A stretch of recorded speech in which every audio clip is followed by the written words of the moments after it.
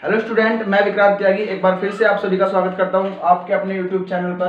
Human blood के part 2 मानव रक्त के भाग 2 में भाग 1 मैं ऑलरेडी आप सबको प्रोवाइड करा चुका हूं। जिसने अभी तक मानव रक्त का भाग 1 नहीं देखा वो एक बार वीडियो के डिस्क्रिप्शन बॉक्स में जाएंगे, डिस्क्रिप्शन बॉक्स में उसका लिंक मिलेगा और वहां पे उसको जाकर देखेंगे। क्योंकि अगर आप पार्ट 1 नहीं देखोगे ना तो इसको समझने में थोड़ी सी परेशानी का सामना करना पड़ सकता है, क्योंकि आपको पता नहीं चलेंगी चीजें। ठीक है, हम पार्ट 1 में डिस्कस कर चुके हैं। ह्यूमन ब्लड में दो पार्ट होते हैं, मैंने बताया था। पहले को हम बोलते हैं प्लाज्मा और दूसरे को हम बोलते हैं ब्लड सेल। दूसरे को क्या बोलते हैं? Blood cells. मानव रक्त में दो भाग होते हैं, पहले को हम बोलते हैं प्लाज्मा, दूसरे को बोलते हैं ब्लड सेल। ये प्लाज्मा ही ब्लड का लिक्विड पार्ट है और ये लिक्विड क्यों है ये मैं ऑलरेडी बता चुका हूं। ठीक है, आपसे बहुत बार एग्जाम में क्वेश्चन आया है the liquid part of human blood. चार आपके सामने ऑप्शंस होंगे तो आपको पता होना चाहिए liquid part of human blood क्या होता है? प्लाज्मा होता है। दूसरा अगर मैं बात करूं ब्लड सेल्स की या रक्त कण की, तो मैंने ये बताया था कि ब्लड सेल्स तीन प्रकार के होते हैं। ब्लड सेल्स कितने प्रकार के होते हैं बेटा? तीन प्रकार के। पहले को हम बोलते हैं आरबीसी, दूसरे को हम बोलते हैं डब्ल्यूबीसी और तीसरे को हम बोलते हैं ब्लड प्लेटलेट्स। ब्लड प्लेटलेट्स, ये तीन टाइप के आपके ब्लड सेल्स होते हैं। आरबीसी की फुल फॉर्म होती है रेड ब्लड सेल, इसको हिंदी में बोलते हैं लाल रक्त कण। दूसरा आपका होता है डब्ल्यूबीसी, इसको बोलते हैं व्हाइट ब्लड सेल, हिंदी में इसको बोलते हैं सफेद रक्त कण। और तीसरा आपका होता है ब्लड प्लेटलेट्स, इसको हम हिंदी में बोलते हैं रक्त बिंबाणु। कुछ बुक्स में आपको एक पट्टिकाणु भी लिखा मिल सकता है, तो घबराएंगे नहीं। आप सेल और कॉर्पोसेल्स में अंतर नहीं मतलब कंफ्यूज नहीं होने का। अगर कहीं पे सेल लिखा है कॉर्पोसेल्स लिखा है, कभी सोचोगे सर कॉर्पोसेल्स था होता है सेल्स होता है। बेटा कोई भी ऐसी सेल जो बॉडी में एक जगह से दूसरी जगह मूव कर सकती हो उसको हम सेल की जगह कॉर्पोसेल्स भी टर्म कर सकते हैं। तो बस इतना सा अंतर है। हम तीनों के बारे में वन बाय वन पढ़ेंगे। सबसे पहले मैंने बताया था कि ये ब्लड का 55% पार्ट कवर करता है, तो ये कितना करता होगा? 45%। ये ब्लड का 55% कवर करता है तो ये कितना करता होगा? 45%। 45 में आरबीसी होती है, डब्ल्यूबीसी होती है और ब्लड प्लेटलेट्स। एक बार इसका स्क्रीनशॉट लो। आरबीसी से स्टार्ट करते हैं। देखो बेटा, आरबीसी स्टार्ट कर रहे हैं। रेड ब्लड सेल, ये इसको हिंदी में बोलते हैं लाल रक्त कण। आरबीसी रेड ब्लड सेल या लाल रक्त कण। इस आरबीसी का साइंटिफिक नेम होता है एरिथ्रोसाइट्स। आरबीसी का साइंटिफिक नेम होता है एरिथ्रोसाइट। आरबीसी का साइंटिफिक नेम क्या होता है? एरिथ्रोसाइट। एक बार भाई, आरबीसी की अगर मैं स्ट्रक्चर की बात करूं आपके सामने या आरबीसी की संरचना, आरबीसी देखने में कैसी होती है तो आप याद रखेंगे structure of RBC. RBC is spherical and biconcave. मतलब आप बोल सकते हो आरबीसी देखने में गोलाकार व द्विअवतल होती है। गोलाकार व द्विअवतल होती है। RBC is spherical and biconcave. गोलाकार व द्विअवतल होती है। अब आप अगर इस चीज को ये वर्ड नहीं समझ पा रहे तो आसान भाषा में समझ सकते हो। आपके घर में कटोरी देखी होगी आपने, तो कटोरी जैसी आपको आरबीसी देखने को मिलेगी। और अगर वो भी चीज समझ में नहीं आ रही, आरबीसी आपको देखनी है, तो मेरी वीडियो का जो थंबनेल है ना उस पे जो ब्लड की फोटो लगी हुई है उसमें आपको कटोरी जैसी शेप की कुछ चीजें देखने को मिलेगी, वो आरबीसी की है बेटा। ठीक है, तो आरबीसी कैसी होती है? स्फेरिकल एंड बायकॉन्केव, गोलाकार व द्विअवतल। दूसरा अगर मैं इस आरबीसी के बारे में बात करूं तो RBC does not contain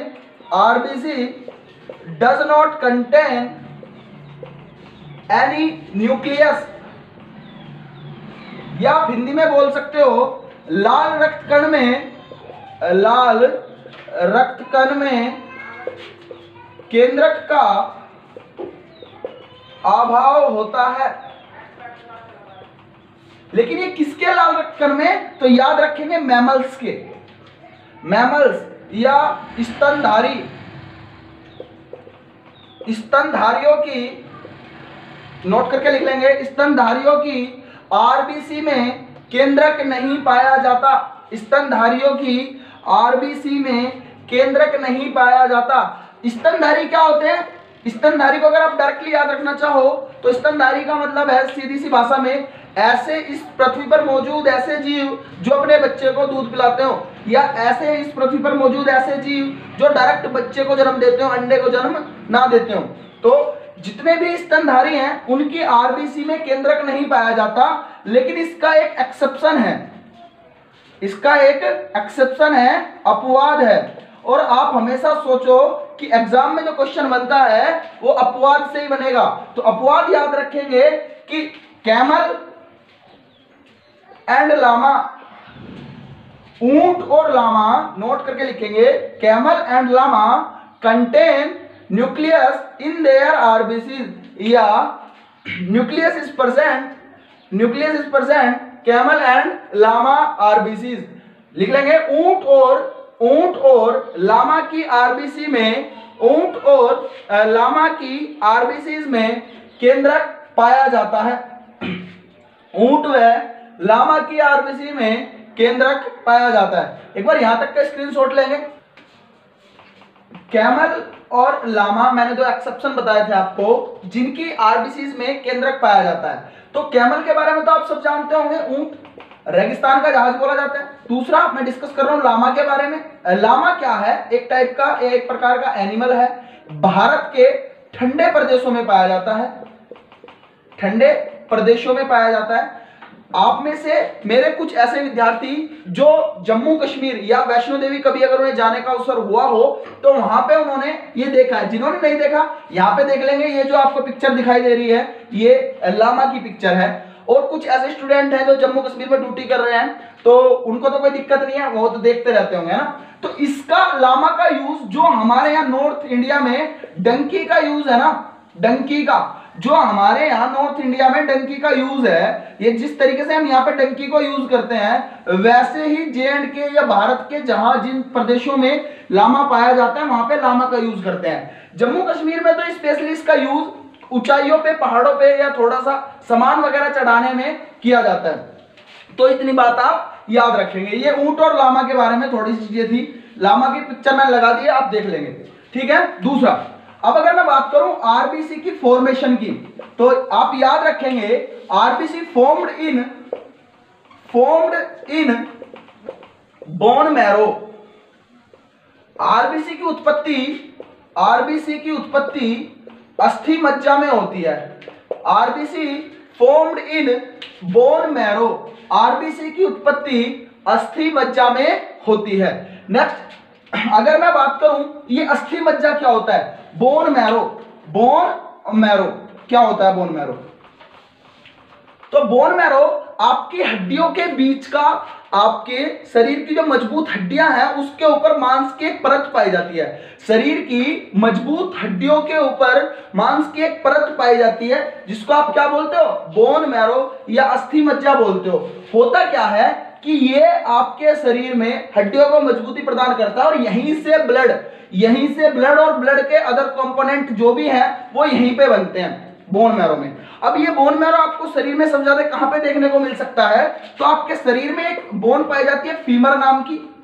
femur हड्डी आपके शरीर में थाई में या आपके जंगा जिसको आप बोलते हो जान, वहां पे आपको देखने को मिलेगी। और एक आपके शरीर में बोन पाई जाती है फीमर में सबसे ज्यादा। दूसरा आपके हाथ की हड्डी, इसको आप ह्यूमरस बोलते हो, ह्यूमरस में भी आपको ये देखने को पाई जाएगी बोन मैरो, ठीक है। तो बोन मैरो के बारे में याद रखेंगे, एक मांस का गुद्दा होता है जो आपके शरीर की मजबूत हड्डियों में पाया जाता है। यहाँ पे कुछ बच्चे सोच सकते हैं कि सर मजबूत हड्डी तो तब होगी ना जब कोई यंग हो या कोई ठीक एज का बच्चा हो। अगर मैं बात करूं छोटे बच्चों की या ऐसे बच्चे जिनका भी जन्म नहीं हुआ, कई बार क्वेश्चन आया है एट द एम्ब्रियोनिक स्टेज, भ्रूण अवस्था में आरबीसी कहां पे बनती है। तो नोट करके एक पॉइंट लिख लेंगे, note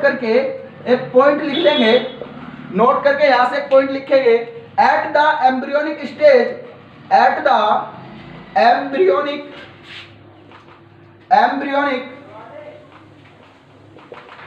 stage RBC formed in liver.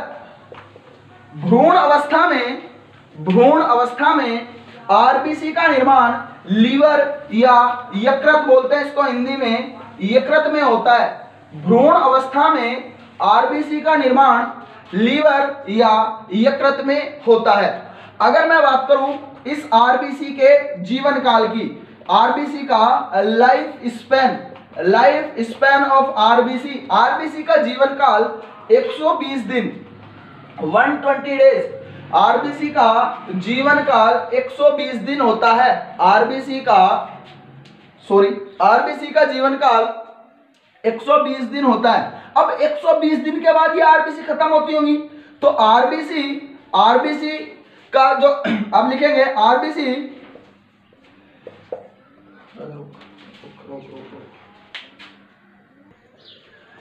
RBC का लाइफ स्पैन होता है 120 डेज। आरबीसी डिस्ट्रक्शन, ये RBC destroyed in spleen, Hindi वाले लिख लेंगे आरबीसी की मृत्यु स्प्लीन, हिंदी में इसको बोलते हैं प्लीहा।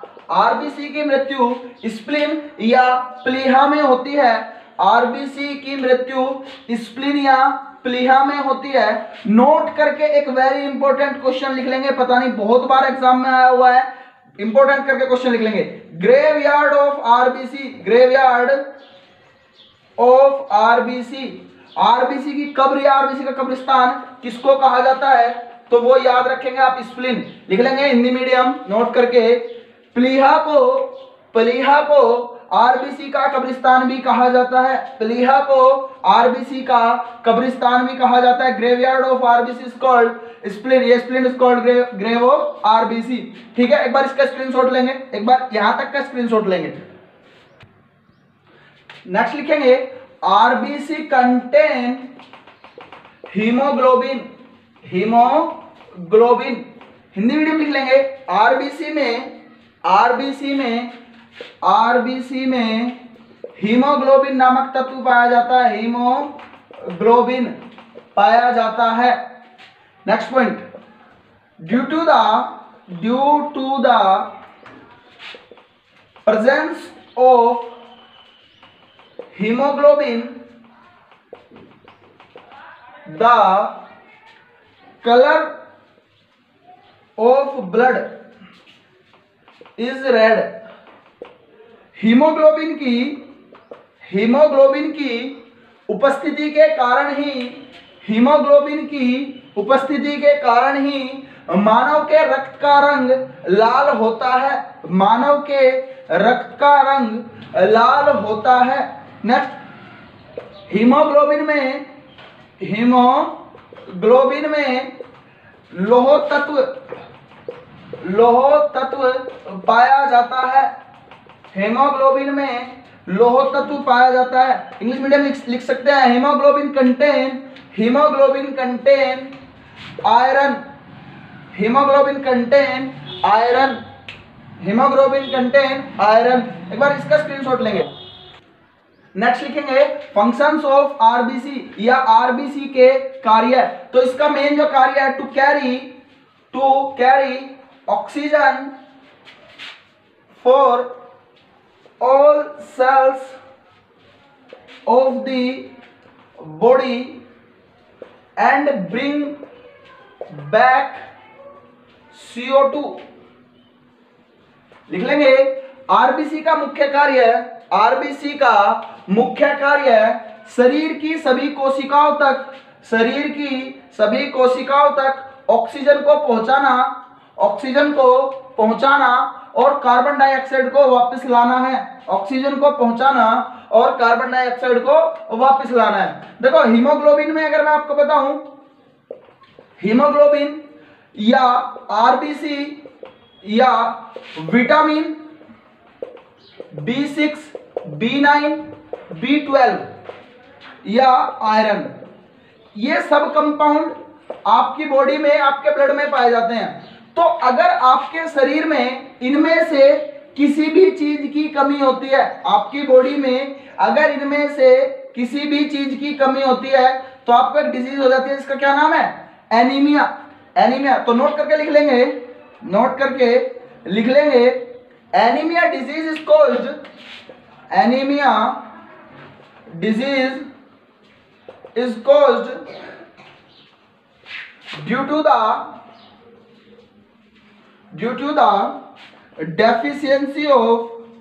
deficiency of RBC, hemoglobin, iron, vitamin B6, B9 और B12। आप नोट हिंदी मीडियम लिख लेंगे नोट करके। मानव के शरीर में RBC, haemoglobin, iron, vitamin B6, B9 और B12 की कमी से एनीमिया नामक रोग हो जाता है, की कमी से एनीमिया नामक रोग हो जाता है। एक बार इसका स्क्रीनशॉट लेंगे, एक बार इसका। नेक्स्ट देखेंगे, number of RBCs in human body, मानव शरीर में आरबीसी की संख्या, तो डायरेक्टली याद रख लेंगे 4.5 मिलियन पर mm³ in female and 5.0 m पर mm³ इन मेल। ये आप लोग याद रख लेंगे, याद रखेंगे। दूसरा, अगर आपको आरबीसी की संख्या काउंट करनी है तो लिख लेंगे आरबीसी मेजर बाय हीमोसाइटोमीटर। या आरबीसी की संख्या हीमोसाइटोमीटर के द्वारा ज्ञात की जाती है। आरबीसी की संख्या हीमोसाइटोमीटर के द्वारा ज्ञात की जाती है। दूसरा, आप जब सोते हो ना तो लिख लो इसको, at the time of sleeping RBC reduced at 5%। सोते समय आरबीसी की संख्या 5% तक कम हो जाती है। सोते समय आरबीसी की संख्या कितनी कम हो जाती है? 5%। और एक पॉइंट और, बस लास्ट पॉइंट लिखेंगे, इसका एक और पॉइंट लिख लेंगे। 4200 मीटर ऊंचाई पर जाने में, 4200 मीटर ऊंचाई पर जाने में at the height of 4200 metre RBC decrease till 30%। 4200 metre की ऊंचाई तक जाने में आरबीसी की संख्या 30% तक बढ़ जाती है। 4200 मीटर की ऊंचाई पर जाने में आरबीसी की संख्या कितनी बढ़ जाती है? 30%। यही कारण है कि आप जब पहाड़ वगैरह पे जाते हो तो आपका फेस जो है वो रेड होने लगता है, लाल होने लगता है, क्योंकि आरबीसी की नंबर ऑफ आरबीसी बढ़ने शुरू हो जाते हैं। एक बार यहां तक लिखेंगे, देखो आपने आरबीसी की डेफिशिएंसी से डिजीज पढ़ी होगी, लेकिन अभी अगर आपसे कहीं पूछ लिया जाए कि एक्सेस ऑफ आरबीसी, तो लिख लेंगे एक डिजीज होती है पॉलीसाइथीमिया, हिंदी में लिख लेंगे पॉलीसाइथीमिया, लिख लो। एक्सेस ऑफ आरबीसी इसको पॉलीसाइथीमिया, ये मानव के शरीर में आरबीसी की संख्या बढ़ने से पॉलीसाइथीमिया नामक रोग हो जाता है। मानव के शरीर में आरबीसी की संख्या बढ़ने से पॉलीसाइथीमिया नामक रोग हो जाता है। आज के लिए इतना ही, ये आरबीसी का कंप्लीट वीडियो है। अगर आपको कहीं भी कोई भी डाउट हो तो आप सबके कमेंट पढ़े जाते हैं, आप कमेंट बॉक्स में लिख सकते हैं सर यहाँ ये प्रॉब्लम आ रही है, उसको हम सॉर्ट आउट करने की पूरी कोशिश करेंगे। वीडियो पसंद आए तो इसे लाइक करें, चैनल को सब्सक्राइब करें और वीडियो को अपने दोस्तों के साथ शेयर जरूर करें। ठीक है, आज के लिए इतना ही, बाकी नेक्स्ट क्लास में मिलते हैं। धन्यवाद।